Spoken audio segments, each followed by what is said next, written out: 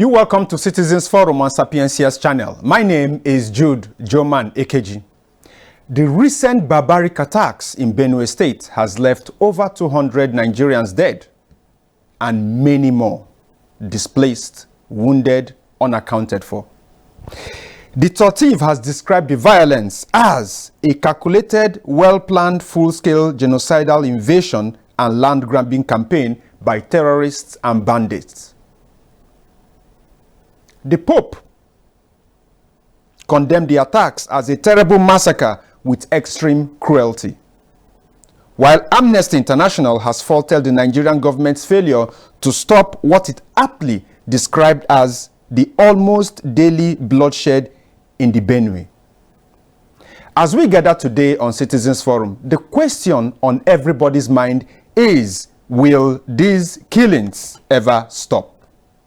Today on Citizens Forum, we reach out to the Middle Belt and have a conversation with somebody who is on ground and really try to unpack all of this conversation going on in the country around. It's now a global conversation. There was a time when the world did not have a voice to talk about what was happening in the Benue. Now that it seems as though the world has found its voice, let's have this conversation today. Hello, good morning, sir. Good morning. Yes, good morning and welcome to Citizens Forum on Sapiencia's channel. Thank you very much. The honor being here. All right, my guest today on Citizens Forum is Luka Biniat. He is the national spokesperson of the NBF, the Middle Belt Forum. Good morning and welcome once again. Thank you very much. It's a pleasure being here all the time. All right, let's begin with, you know, there was a time when it seemed as though Nigerians and the world was blind to what was going on in the Middle Belt. Benue State, Plateau State, Southern Kaduna, and the list goes on. But we are seeing some renewed, thanks to God, we are seeing some renewed interest in what is going on. Now, let's begin with the Tortiv. The Tortiv has rejected that narrative that even we in the media have always championed, and that is that what is going on is a farmer-header clash. That's right. I really ask the question, the Tortiv has rejected that narrative of the farmer-header clash, warning Nigerians, I mean in the presence of the president, that if we wrongly diagnose what is going on in the Middle Belt, then we are going to come up with the wrong solutions forever. The question now is, can you elaborate on this comment by the Tortiv and really what you think is behind these deadly attacks? Hello? Oh, what's really going on with the network? We'll try to connect once again, and we'll try to connect once again.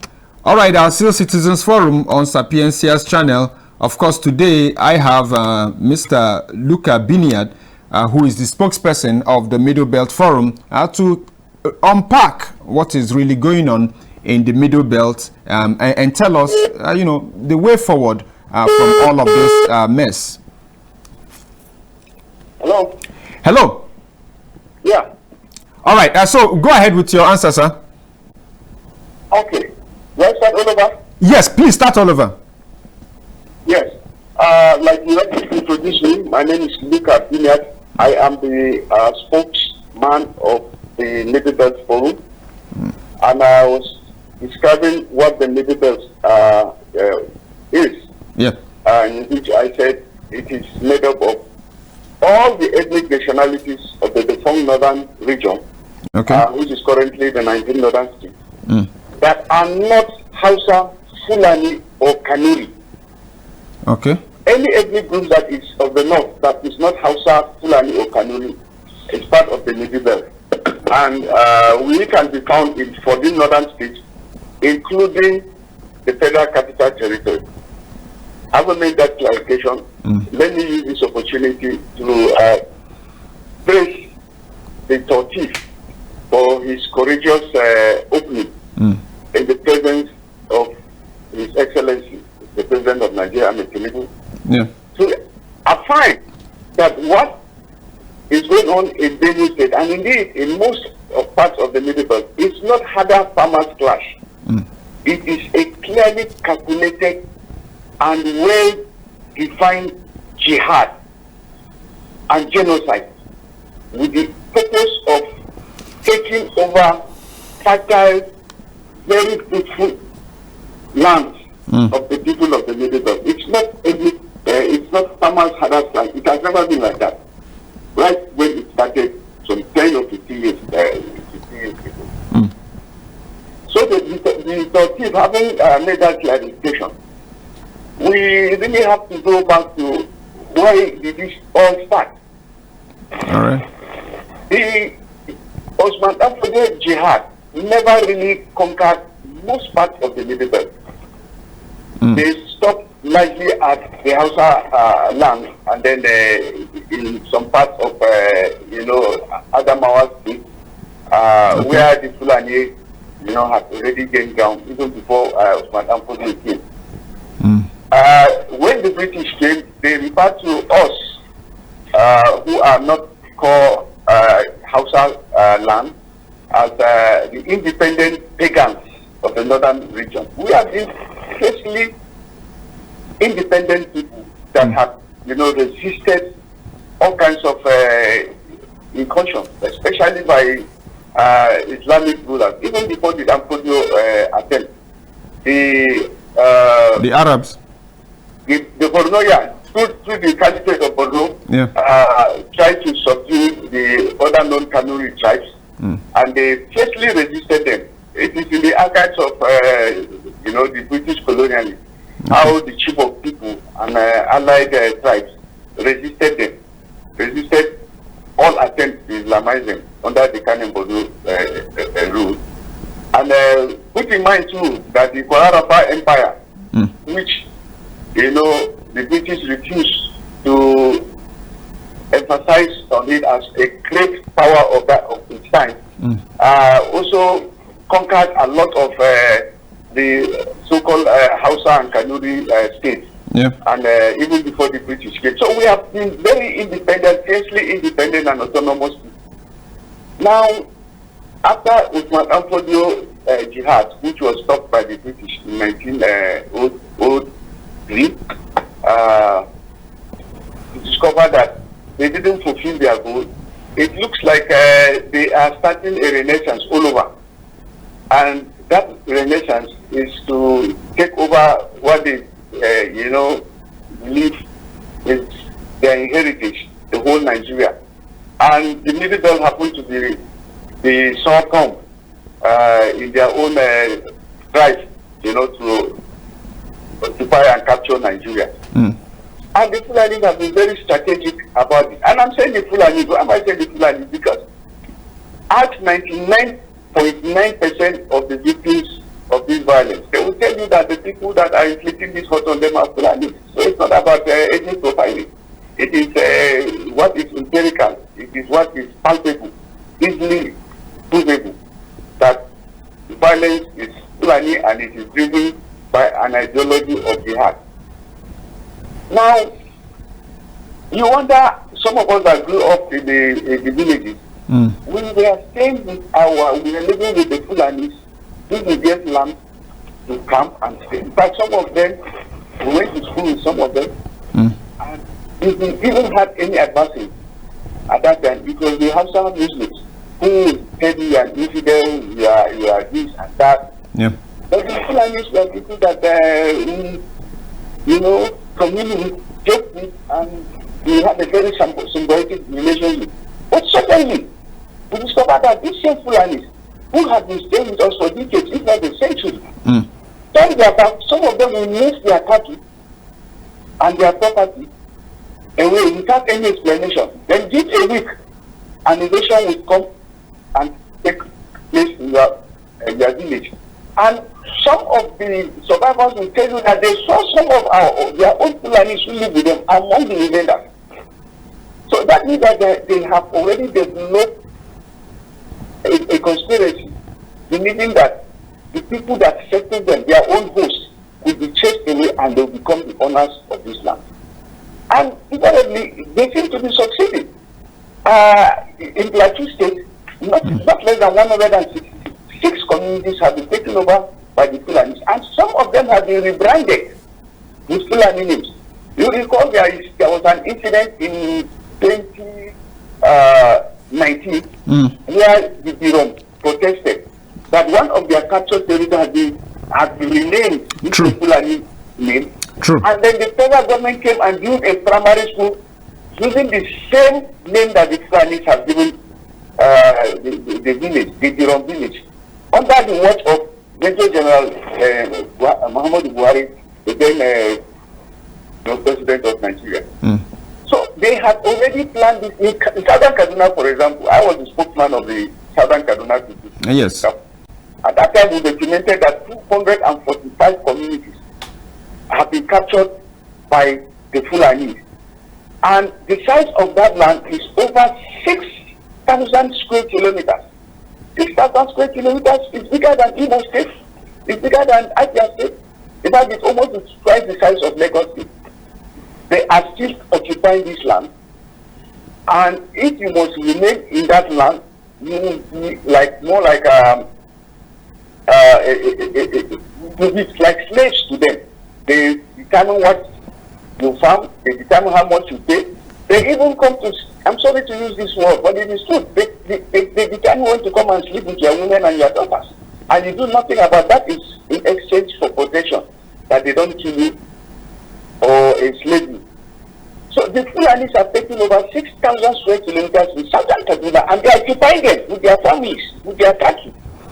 As I speak to you today, Governor Obasani of Kaduna State have entered into an obnoxious agreement with the Fulanis, bandits as we call them, to stop attacking people from that land in exchange for non-prosecution.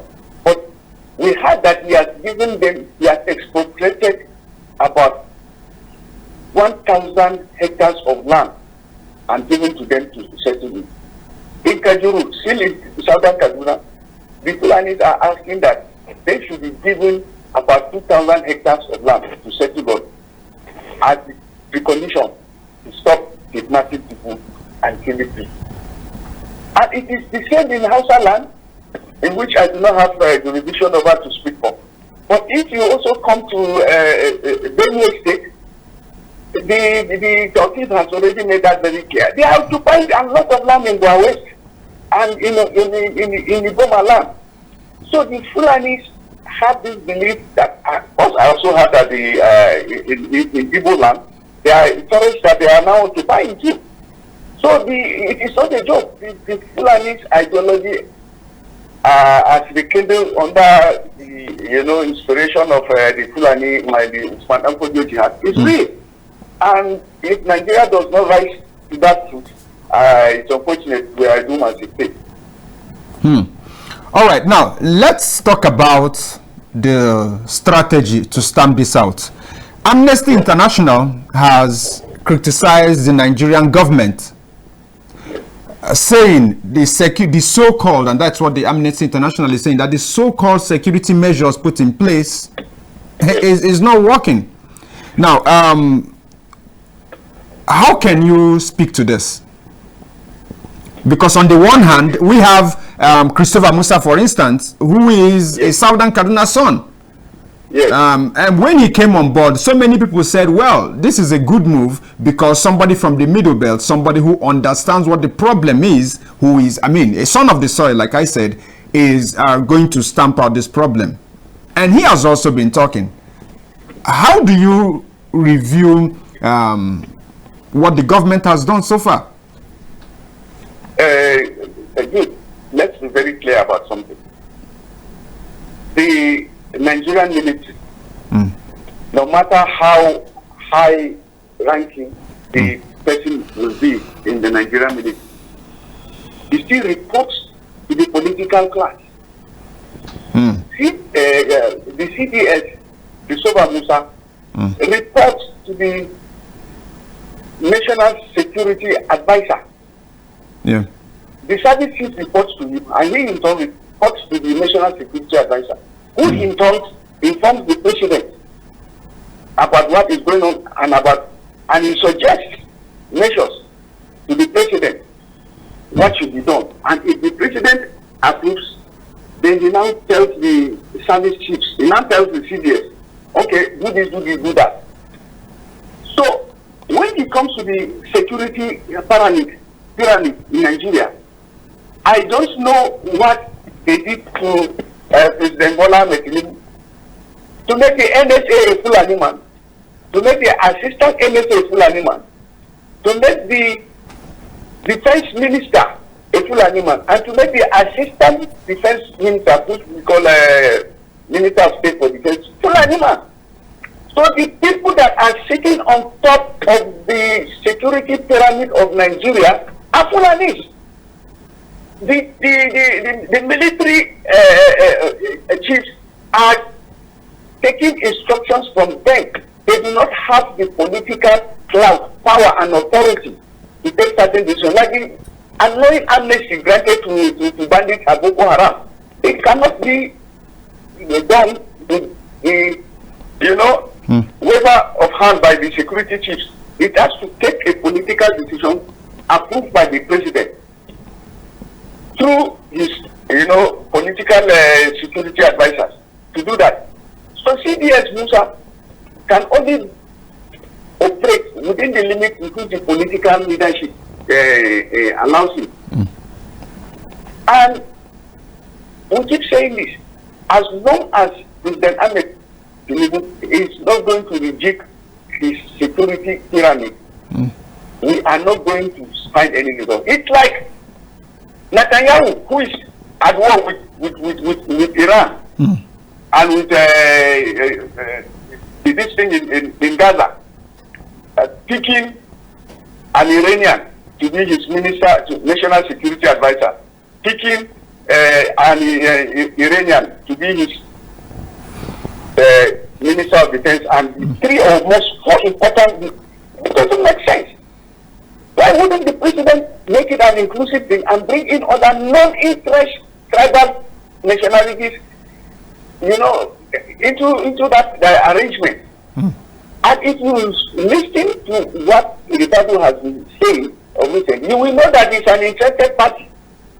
How can Ribadu open his mouth and say that not an inch square of land has been captured by terrorists or the so-called bandits, when he visited Benue last month? Meanwhile, in the same Benue that he visited, he didn't visit one IDP camp. He didn't visit one ravaged community to see what has happened. He's a Fulani man. We believe that he's an interested party. And he stands on top of the security pyramid. As long as these people are there, all measures taken by government will not work. And let me say this. The actions of the Nigerian government so far should alarm Nigeria, should terrify Nigerians. If rat-tack or leg-tack Fulani, some of them wearing slippers, the only power they have is to slung an AK-47, of course, with maybe higher caliber weapons. If the whole Nigerian state will surrender to them and pass them into what we call an agreement, you can imagine what will happen if an organized state invades Nigeria. Assuming Cameroon wants to invade Nigeria or Niger wants to invade Nigeria, the regular army, do we have any hope that will be protected? When that attack illiterates in slippers, and making them to succumb to their demands, it breaks the Nigerian spirit in us. So our sovereignty is not even assured if we cannot mobilize and disseminate these people once and for all. So it's a very tragic and very worrisome situation, Mr. Yu. Now, the Pope clearly looks at this and says the targets are rural Christian communities. And so from your submission, you have also agreed with the Pope. Clearly, maybe he has, not maybe, he listening to you talk, it seems as though the Pope was properly briefed. Yes. Now, We have also heard, like you've said, you've talked about the NSA. I think it was also yesterday, Friday, we heard the vice president, when addressing a group, he was talking about we are one and we should live together as one. Now, this has been the narrative all of this while. We also heard Mr. President, even after listening to all of the submission, because that was supposed to be the president's opportunity to listen to stakeholders' opinion firsthand. That was what he said he was coming there to do. But he still seemed to address them as criminals. That was not far from the narrative before he listened to everybody. The question now, and because we are looking at this and said, would this bloodshed ever end? What do you suggest as way of being the long-term solution to all of this crisis? It will surprise you to know that the solution to this evil is a very simple one. Extremely very simple. If I too simple, if you shock everybody, why Nigerian government will not implement that? We have millions of able-bodied young men and women in communities that are affected by this wickedness. It is just for the federal government to recruit volunteer guards and give them the minimum legally approved weapons, which are shotguns with cartridges. Let them be under the control of trained military and security operatives, whether retired or serving, and given a jurisdiction to operate under.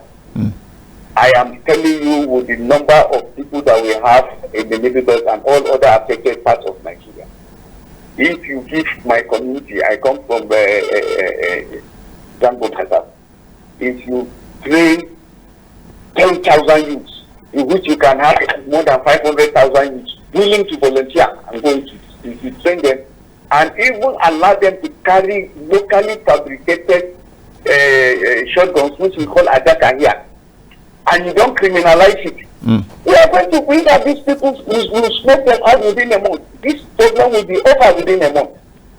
But we understand that it has become a business on the part of the general, that this insecurity, this genocide should keep going on, because that is where they make their money, from the billions that are always approved to them. If not so, why would you not approve of security volunteers, I mean youth volunteers, train them, give them this minimum arms. They even understand the terrains more than the military do. They can lead, and the military should just give them a cover, or try to, organize them and give them the basic discipline, and ensure accountability in how they use it. It's as simple as that. So the court should really be worried that with the kind of youthful population that we have in Nigeria, that this kind of massacre will be going on under the watch of a sovereign government. And we thank you very graciously for making that intervention. My biggest joy today is that the narrative is beginning to change from your own narrative into Nigerian media about the so-called farmer hatters clash. So the solution, like I told you, is just recruit volunteer guards, like the Amotekun have done. The Amotekun, because they are not only volunteer guards, they look like professional, security who are under salary. But we have youth that don't want one kobo and salary. Just give them the equipment, assure them of lunch or what to eat in the course of the operation, and they are going to finish this in under 1 month. That is my assurance to the Nigerian state government. And I thought the CDS himself in some of the groups that I didn't know that. Look, if these people are really serious about this thing, okay, why are they criminalizing cartridges? You must be aware that a week or two ago, So people were caught with about 164 rounds of cartridges. Yes. And they were paraded as if they were carrying nuclear weapons. But these are people that were licensed to import these things so that our own volunteers that can have access to them. We didn't see them parade the Fulani killers in that region, being paraded with their illegal arms, highly calibered weapons, illegally carrying them around. We didn't see anybody parade them like that. But these are people that bring in these cartridges and they sell to hunters. Those cartridges were branded AA and BB. That is killing small animals and then killing birds.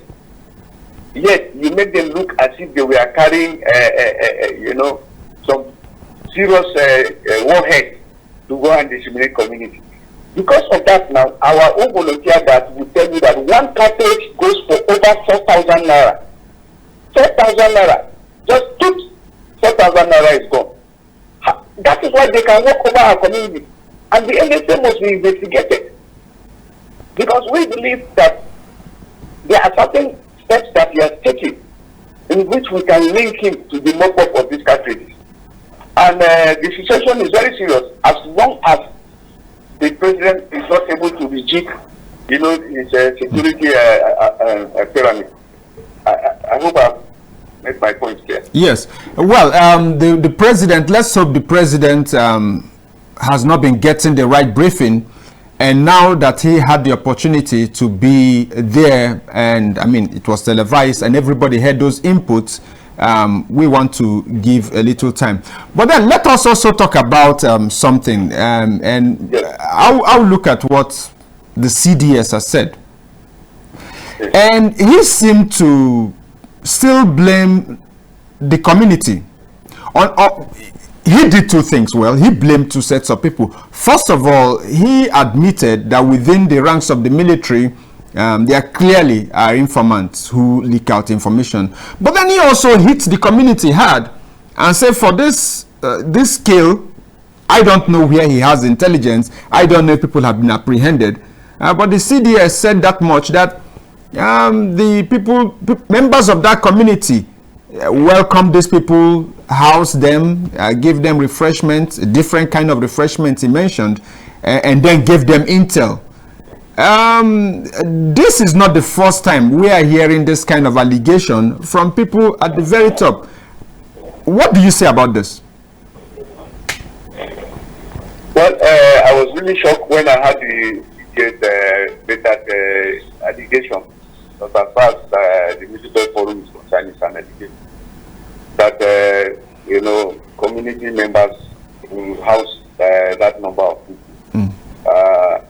I don't know where he's getting his brief, but it looks very unreal to us. It doesn't sound, even intelligent that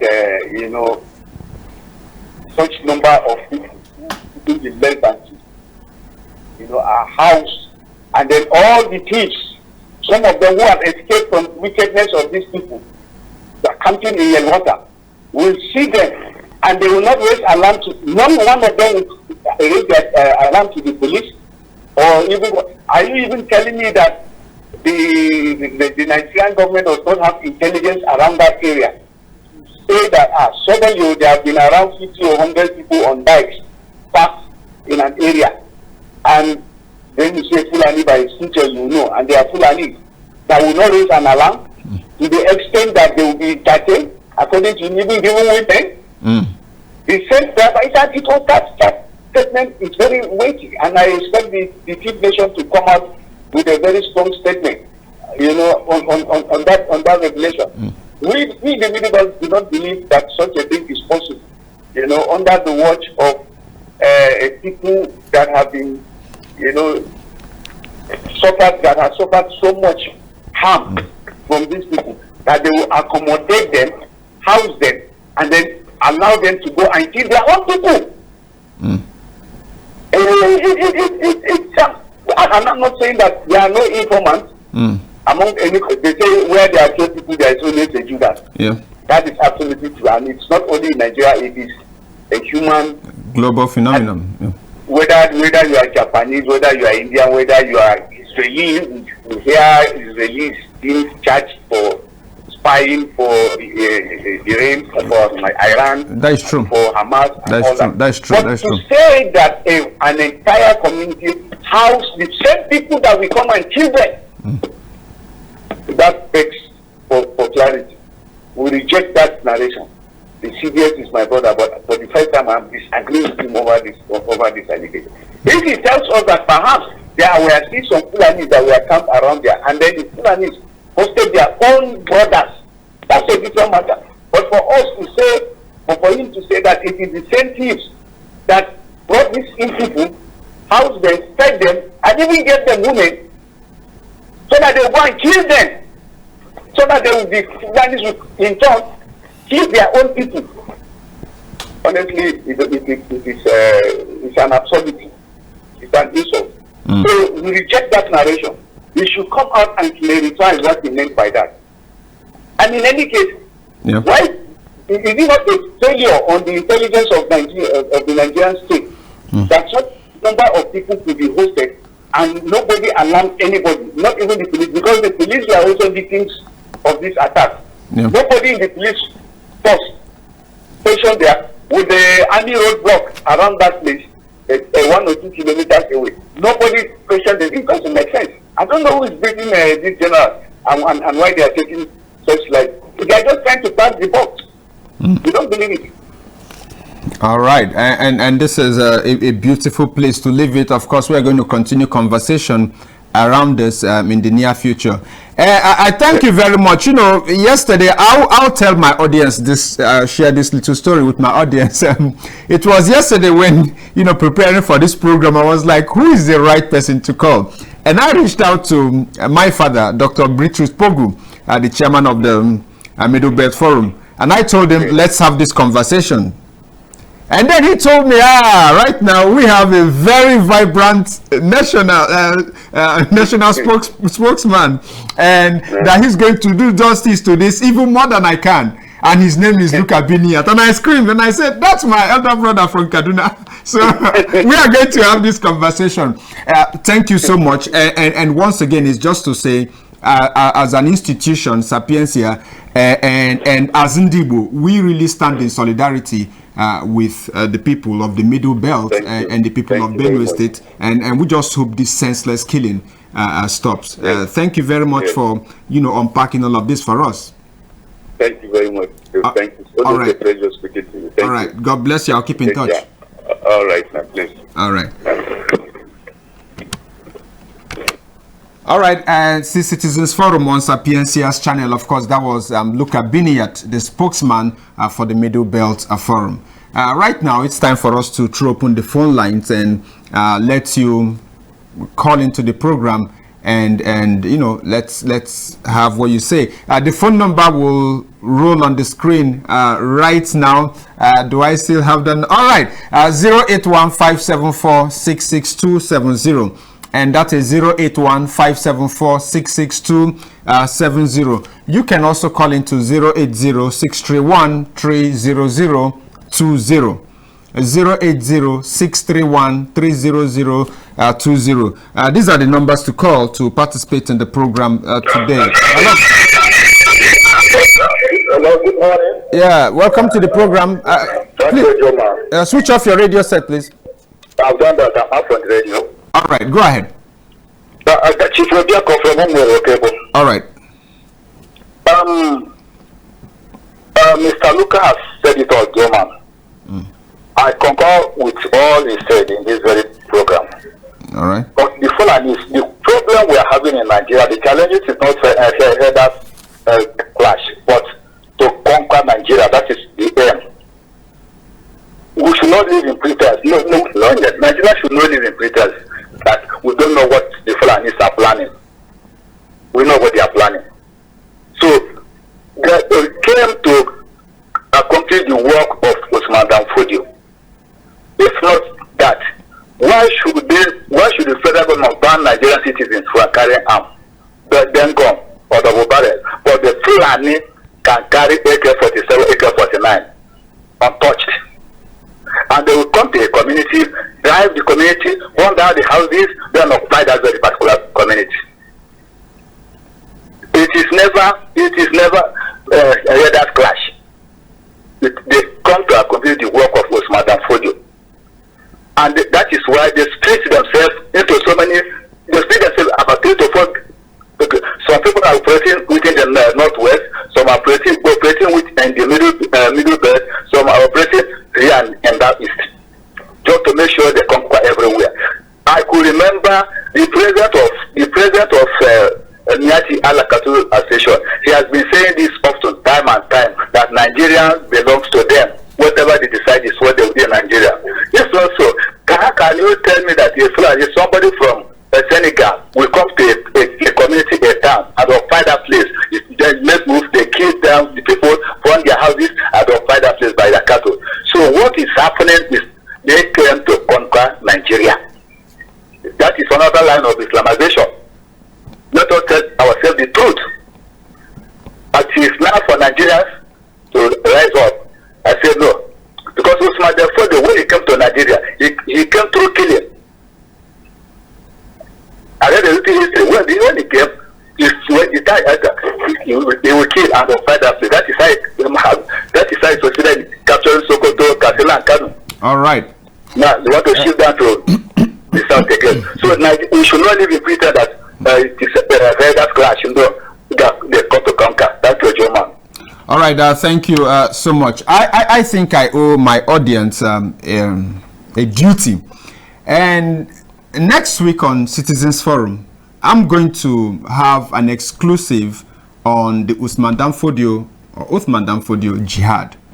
I think especially for my younger ones who may not have had the privilege of history, should really benefit from that. So next week, keep a date with me on this program.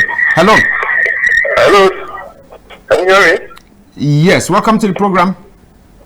Okay, good afternoon. My name is Prince.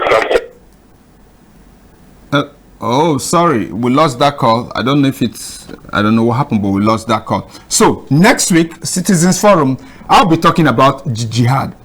There are, right now in the country, there is an ongoing conversation that should make everyone who wants to talk about what's going on today have a clear knowledge of what the jihad really is, what happened, who led it, and the nuances around it, which is very important because history is all about those nuances. Sometimes not just the event. We all agree with the event, but then those nuances around it needs to be interrogated. Hello. Good afternoon. Yes, welcome once again. Okay. Thank you very much for having me. It's very unfortunate, this discussion that we're having. Properly introduce yourself, sir. Okay, my name is Prince. I'm calling from Asaba. All right, go ahead.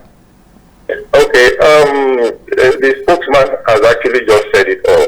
And for me, it's heart-wrenching. I think we don't need to beat around the bush here. The ball should rest on the president's desk. And I believe that the earlier Nigerians started thinking about securing her entire border. Because this is actually where it's going to start. Because these guys have the thoroughfare from wherever into the country. And the Turkey also saying that it's not a farmer's headers issue. I also get to disagree to some extent. Because I believe these ancients will come in under the guise of headers.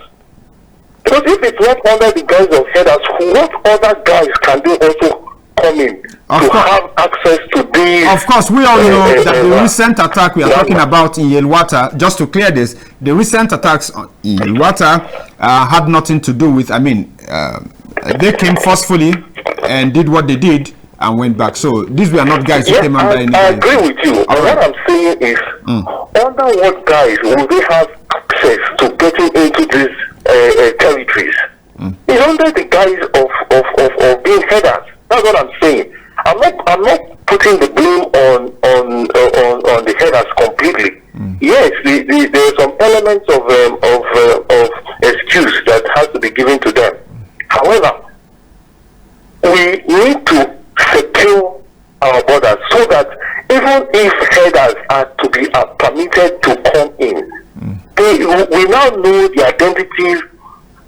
veracity of the fact that, this person is actually a header. And being a header, and we say we permit open grazing, then we are sure that what we are permitting is headers. Because if we don't do that, there is no way. If the option of defending ourselves, for me, I feel that is reactionary. We have to look at long term. Because if we say everybody should start bearing arms, you don't know what will happen. You understand? At the end of the day, you don't know the mental state of people. You don't know. There are so many complexities. As it is today, probably that can be a short-term solution. However, whoever you are going to empower, sorry, we lost that call. All right, still Citizens Forum on Sapiencia's channel. Jude Joman, AKG, of course, today it's all about the Middle Belt. The Benue Massacre and the future of Nigeria's Middle Belt is what we are discussing today.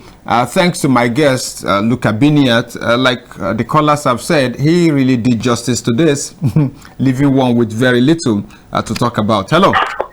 Hello. Yes, welcome. Yeah, good morning, Joman. Yes, welcome to the program. Yeah, I'm Sylvester. I'm calling you from Onitsha. All right, welcome. Yeah, coming to security situation of this country, actually, some of your callers have hit the nail. We cannot say that we are still saying farmers say that clashes. I don't think that statement is right. All right. It's either land grabbing or genocide in disguise. Then the security experts, they know what to do. Whether fencing the whole borders of Nigeria or not, we have modern technology. We have cameras that can monitor all our borders. We have drones that can checkmate all our borders, not even fencing. So they have to sit up. And my own suggestion is not any other thing than all communities, all villages, in volatile areas, in any places that they have to be at alert and be defensive. Okay. There's a story I was listening to one of the news stations, I think yesterday. They saw those people in hundreds of machines. That was around a plateau area. They called that place use of Korea. That's where they had the pursuit of villagers. Those people now team up and start the fight, even before calling the JTF, the operation level. So if communities now should see something and react, I feel it will help than waiting for people to come and just massacre you at your ancestral land. I think we should. No, it's not taking law by the hands. They should now take proactive measures, not waiting until you are attacked. But then, what proactive measures can I take if I have 100 people on bike who are fully armed, invade my community or passing through my community? Okay. Yes, the one that happened in Wase. They saw those people. They saw where they camped. Okay. They were mobilizing. They're still coming. Before they went and meet the operation settlement commanders. You know what? The local government in Plateau State. They now mobilize and join with the locals and take the fight to their camp. That is how they defeated them. Because if you allow them to camp and come and meet you, they will have more casualties. Then the impact of the water. There is a intelligence report that they saw these people, they do this, they do. But what measures did you take? The one that happened in Benue. There's an intelligence report that they saw these people. What? That is my own to every village. Let everybody be at alert. Get your local vigilantes. Get them be at alert. Whenever they see something, you have to report to the authorities that these are strange faces we are seeing. Then you not take action, including the securities. It will help. Now for we to further announcing people being killed in hundreds before we start reacting, no. Let's take proactive measures and everybody be watchful. That is only the way we can defend ourselves. We cannot trust on the security cannot be anywhere. Yes, they can never be anywhere, but volatile areas, some local vigilantes to be at alert. Yes. That is the solution to all right, but then what is your take on the calls? I mean, it's loud in Benue State now, and understandably, that people should be allowed to bear arms, even though the governor has kicked against that. But then, what's your opinion on that? Bearing arms, yes. My take on that is people should be allowed to bear arms. Yes. Yes. That is why I'm saying you should defend yourself. There are two others who have said it. One certain and you are aware. Yeah.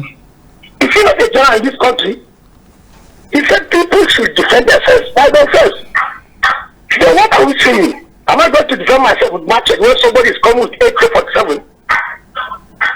Then if you come with AK-47, then I now defend myself. Then all this attack will stop. It will stop the way our manner. We should defend ourselves, but I'm against saying that we should fold our hands, that we should not take it into our hand. No. It's time now, I see, that we defend ourselves in any other means. What with the charms or anything that they think they are using. We have our local one too. We can use them. Even though it's enough for this thing in Nigeria. All right.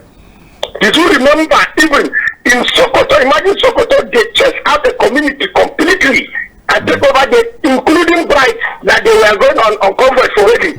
They have snapped all of them. In Sokoto, it happened just a few days ago. So what are we saying? Everybody should be allowed to bear arms.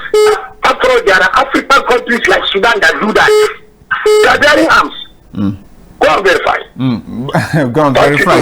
All right, thank you very much. But then we don't want to be like Sudan, definitely. But then thank you very much for your contribution. And thank you very much. thank you. All right. Still Citizens Forum. And at this point, I'm very sorry I have to do this because the phone line is still blinking, people calling in. But then, like the Nigerian courts will say, there has to be an end to litigation, right, when it gets to the Supreme Court. For me, it's when it gets to the time of the end of the program. But, you know, it's just to say that everything that has been said today, that's the opinion and the contribution from my guests and the audience. You know, nothing from Sapientia. Interestingly, Mr. President, in his very presence, and has heard that what is going on in Benue State, in the Middle Belt, is genocide, is land grabbing. We are waiting to see the next step the president is going to take. Of course, Citizens Forum will be here, same time, same station, next week. I did promise, and I'm going to keep that promise. Next week on Citizens Forum, we're going to have an exclusive on the Uthman Dan Fodio jihad. We really need to understand the before, the during, and the after of that jihad. I'm sure it's really going to help a lot of us, especially my younger ones, have an idea of what is going on, and when they hear people say certain things, they really understand and have a clear picture of where that is all coming from. My name is Jude Joman Ekeji. See you again next week.